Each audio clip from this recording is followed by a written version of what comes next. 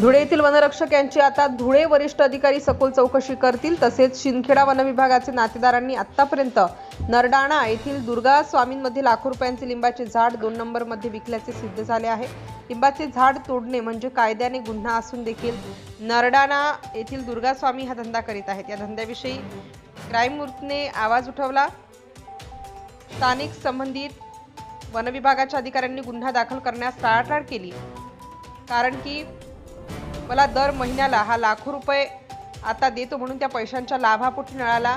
परिसरातील अनेक झाडांची कत्तल झाली आहे। या कत्तलीमुळे आता धुळे येथील वनसंरक्षण नितीन सिंह काय कारवाई करतील किंवा कारवाई करतील का, पंचनामा करून गुन्हे दाखल होतील का, याकडे सर्वसामान्य शेतकरी व नागरिकांचे लक्ष लागून आहे। तसेच अनेक शेतकऱ्यांच्या शेतामधलं या स्वामींनी लिंबाच्या लाकूड कमी पैशात घेऊन तेच लिंबाच्या लाकडावर लाखो रुपये कमावल्याचे बोलले जात आहे।